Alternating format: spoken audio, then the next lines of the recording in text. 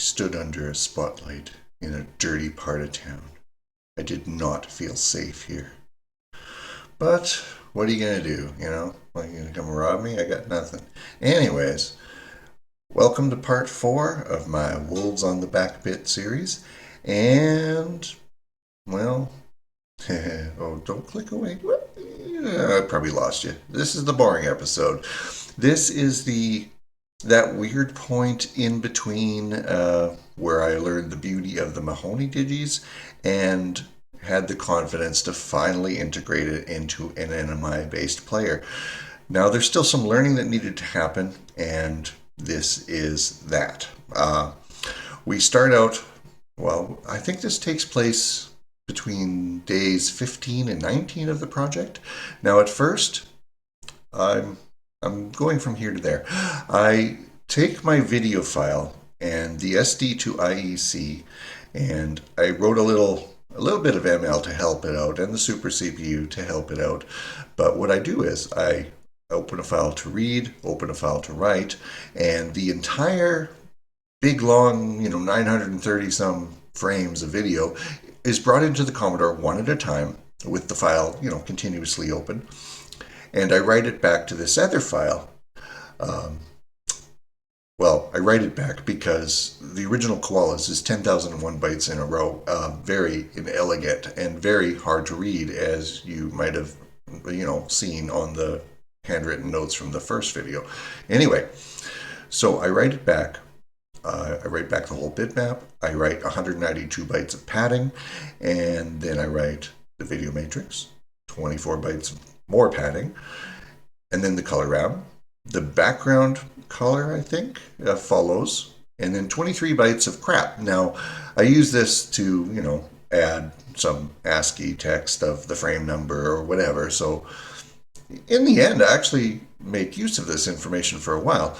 But let's see. So then I write it back, and I bring in the next frame, do it again, do it again, do it again. It takes about 2 hours on the Commodore, and while, it probably would have taken, 2 seconds on Windows, but I don't know how to program Windows, do I? But I don't care. Commodore rocks. It did it. And then I went, did something similar to the audio, because, at the moment, you have to, get a byte of the Digi, look it up in the Mahoney magic tables, and spit that out to the SID. Well, let's cut out the middleman. Let's open a file to read, open a file to write, and convert the entire Digi into ready-to-go Mahoney-style bytes that all you need to do is spit out to the SID. That's going to have, a little bit of a positive effect, won't it? So I knew I needed to do that, so I did that. But I made a big mistake right off the bat. And, I guess you'll see. But, of course, I fixed it. And then I went on to try other things and different bit rates. And, you got to do this stuff. It's weird because looking back, it's like, I can't believe I wasted so much time. But everything you do is wasting time. Like, you play a role-playing game, your character's level 76. It's like, how did I get here? Like level 5? What a waste of time. Well, everybody is at level 5 at some point. Does that make sense? But anyway, there's some learning, there's some experimentation, and I do have some fun. But the real challenges are yet to come. I couldn't put them into this episode because it's, it doesn't make sense. But what's coming up is tricky, and now that I'm looking ahead, right? But I'm done. So I already know I solved these problems to my satisfaction. But wow, at the time it's like, oh my God, it's so annoying. But hey, that's next episode and the one after that and blah, blah, blah. Okay, let's get to it. Part 4, more audio experimentation. Let's call it that. All right? Yes. Let's watch.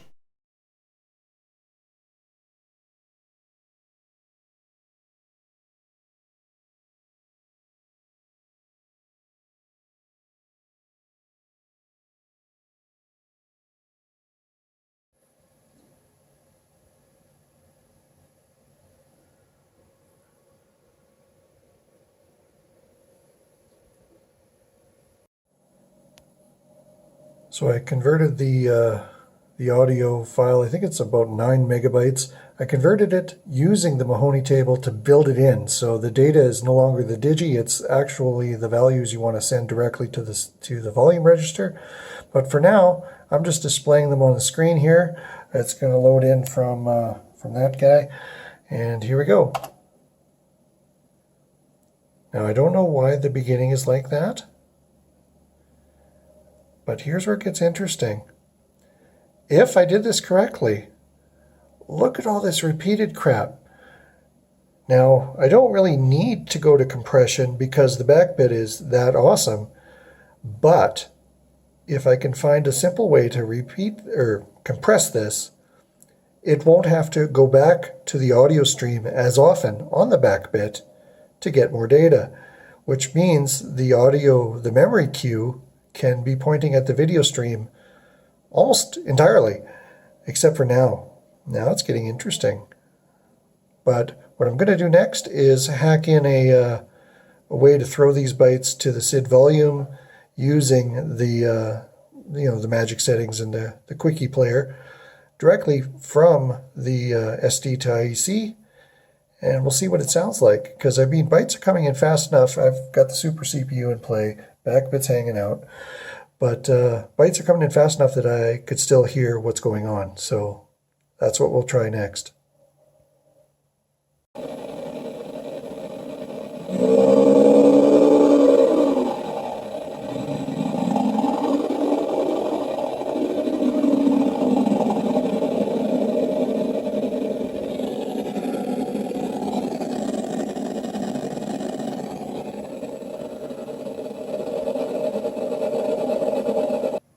So I made a BBT with the digital audio only after I did the Mahoney conversion to it, and made a generic player, a very bad one. I just want to see if I can play this back, and we have a problem.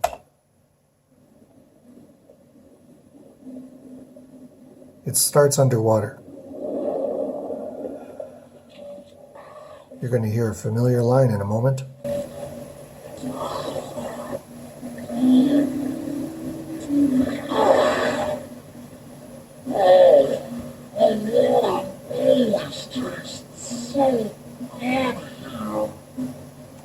And why is that? I thought of something. This is 8,000 hertz audio. So let's say 10,000 hertz, or 10,000 bytes per second. So that means 100,000 bytes in 10 seconds, 1,000,000 bytes in 100 seconds. This clip is about 2 and 15 seconds long or something. So it's a little over 2 million bytes of audio. However, the BBT that I've produced here is over 7 megabytes. Somehow I attached a huge audio chunk. I don't know how I got that, but that's good news, because that means I still have time to actually run video in addition to the audio. So back to the drawing board here. All right, I fixed my audio file, re-encoded it Mahoney style, and check it out. Well, I'll tell you right away. For about a 2.5 minute audio clip, this thing plays all the way through in 45 seconds. So that tells me I have room to do the video now. Processing room, that is. The thing is, it queues up the audio in the BackBit in 64K chunks only when it needs it. So there is a slight delay while it's... never mind.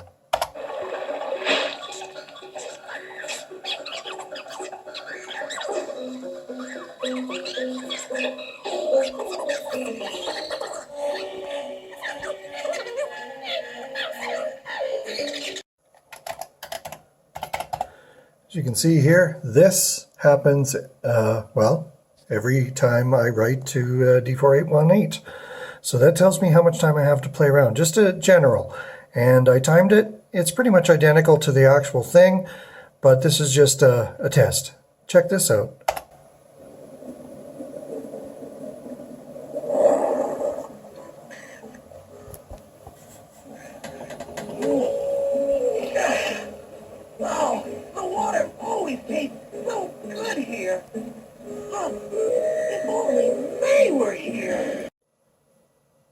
Here we have 2 minutes 35 seconds of audio, playing in only 17 seconds on the BackBit.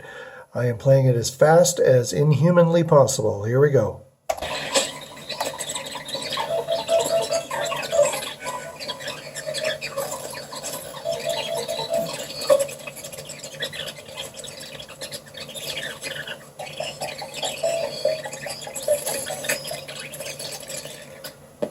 That's it. That click at the end, that's my fault. I think I padded the file with something stupid at the end. I got to fix that. This time, we're going to see what happens when I play the audio as fast as possible. However, instead of queuing up the new BackBit information every 64K, as minimally required if that's the only thing you're accessing, every time the page changes, I'm doing a new queue up on the BackBit. And you'll notice the big difference here is the delay. Those do add up, and it makes a significant noise in the playback. Now, the thing with you don't play it directly from the BackBit if you know it's going to be more than 64K. You're supposed to buffer it. But for this demo, I'm showing what happens if you don't buffer it, and you're constantly forcing the BackBit to queue stuff up. Here we go.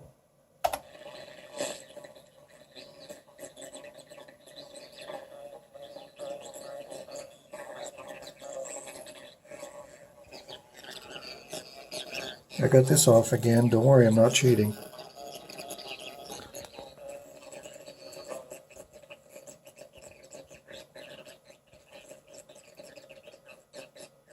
A lot longer than 17 seconds, isn't it?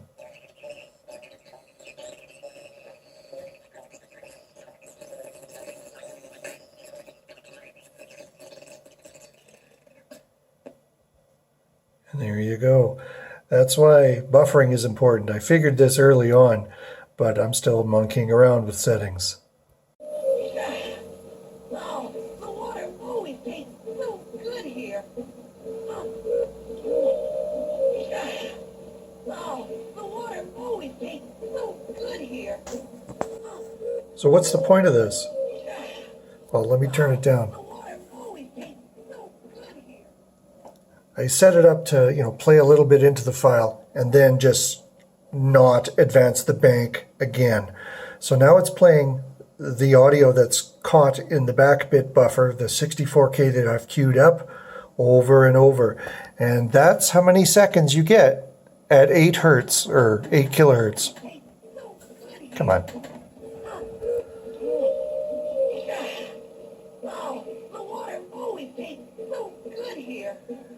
65,536 bytes at 8,000 per second. Well, it's about 8 seconds of audio. The buffer I plan to use is probably going to be 8 kilobytes, maybe more, but not less. 8 minimum. Okay, this time around, as you can see, interrupts are going to be disabled. I believe, perfectly timed it through the code, so each sample is playing every 127 cycles, with the exception of when bad lines delay it, because it's still not run through an interrupt. But now that I have the delay per sample perfected. Now here's the difference that bad lines make. And it'll show you how important it is to play this through an interrupt, possibly orchestrated so it'll happen never on a bad line. But anyway, here we go. Oh, the water always tastes so good here. Oh, the water always tastes so good here. When I queue this up again, it'll set the interrupt disabled as per before, but it already is prepared to loop. So with the screen off, no more bad lines are going to interrupt things, and it's perfectly timed, 127 cycles per sample at 8,000 hertz here. Anyway, listen to this, how clean it is.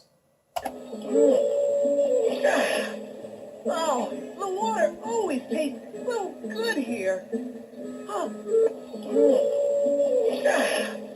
oh, the water always tastes so good here.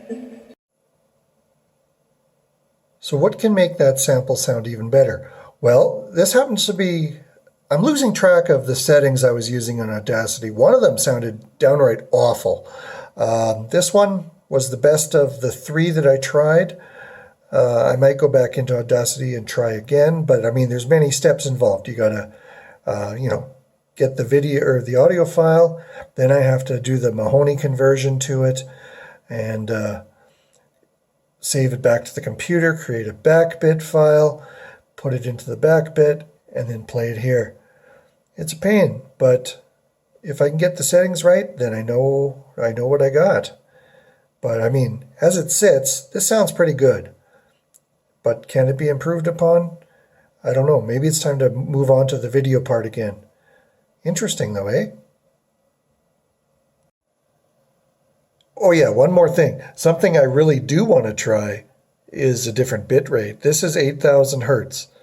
I wonder what 11 or 16 sounds like, and how much time will I have to screw around if that's the case. Because I mean, my buffers will fill fast, which means the memory queue on the BackBit, I'm going to have to keep pointing at the audio stream more often than I'd want. And it takes about nearly 10 cycles to grab a byte from the BackBit, and put it into memory, into a buffer. So, I mean, there's a price to pay for good audio resolution.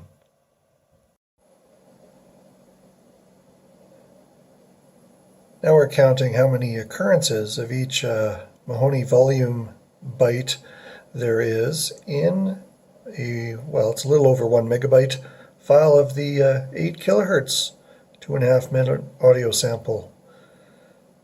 I'm curious. There's a lot of zeros, but 0 is a 128. Yeah.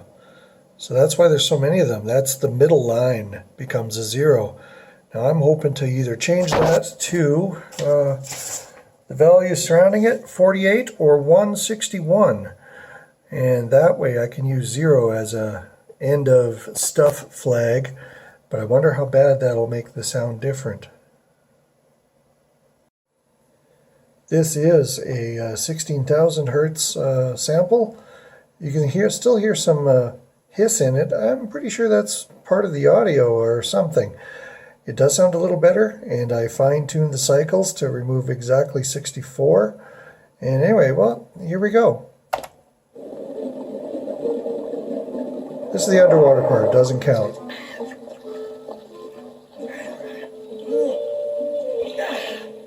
Oh, the water always tastes so good here. Oh, if only May were here. So what we have here, I got Mahoney's raw data for relative, whatever, you'll see in a sec. I copied the text files to the Commodore, and I'm going to have it sort these out for me. Then I can create my own tables, possibly to determine if there's a way to improve based on the Digi information that I have in a specific file, and to reserve 0 for my own use and find the closest match, which I believe is probably the next one in the table that he's already found. Interesting. You feed the D418 any of these, values 0 to 255, you're going to get this relative voltage. So you can see they're all over the place. Interesting. And in this case, like an up value requires a negative voltage or whatever, and a positive value goes down on the graph. Oh, so interesting. I don't understand it, but I understand numbers enough that I can probably sort these out and figure out why his table is like it is, and how I might be able to change it based on my specific needs for a file. And that's that. So right now I'm just taking the text file and making strings, and then I can use those to get the values. I'll sort them later, but right now I'm just monkeying around. After it's done, it will convert them all to just an array, an integer array. I multiplied each value that you see here by 10,000, so it'll fit nicely, automatically round itself, and it's easier for me to look at. And I've already found a value that I could use in place of 0, at least in theory. Maybe it sounds like ass, I don't know. Okay, we're just going to wait until this thing's done. I'll skip ahead here. There we go. Now it's just running through the loop. And then it'll print them. And then I'm going to, there you go. See, now a 0, like a 0 in the tables, like a 128 in the Digi is translated to a 0 via the Mahoney table here. And a 0 brings out the most neutral value. But in fact, it's like 0.0003 or something. But anyway, so now it's 0. But look at the other values here. There, number 32. In the table that I was using, a 32 doesn't exist. But I could probably substitute 32 for 0 when I see it, because it's pretty dang close to neutral. Like, 1/10,000th off or whatever.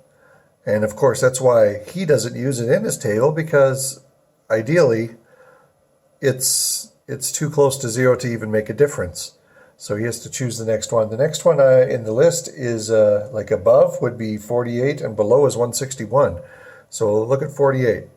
So 39 minus 39, that's up, in the up direction. No. Wait, no, that's down. Let me think. A 127 becomes 48. So let's see. That would be below the below level on the graph. So actually, yeah, negative is below and positive is above. Okay, well, that makes sense to me. So let's scoop ahead to 161, because a 129 becomes 161. And 77, which is, I wonder, because is there a positive value around, well, what was it again? 32, no, 48. So minus 39. Is there a positive value low like minus 39?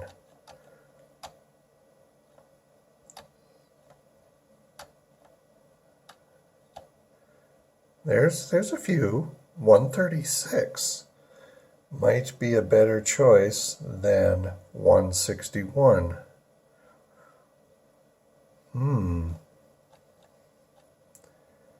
Interesting. But you see what I mean? I'm going to possibly graph these out on paper and see what I get. See, now that we sorted them, check it out. So 0 is at the lowest point in the waveform, and, well, 255 would be the top.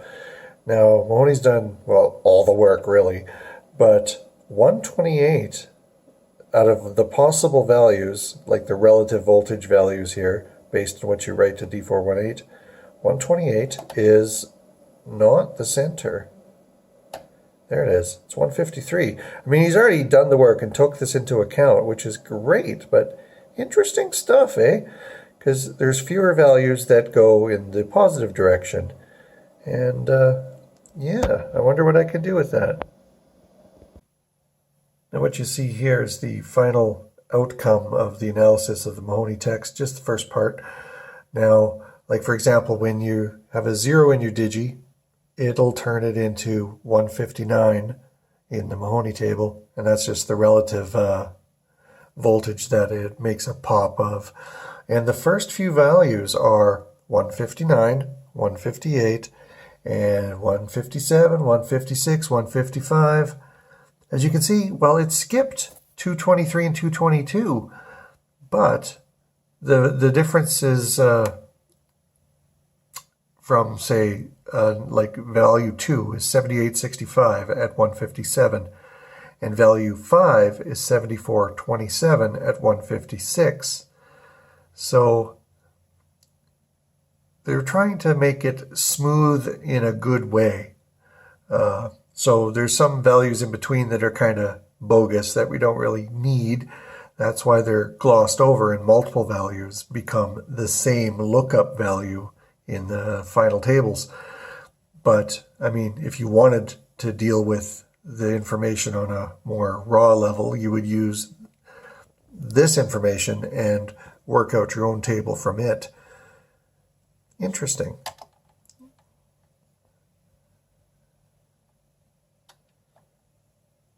I like how positives and negatives are just interspersed here.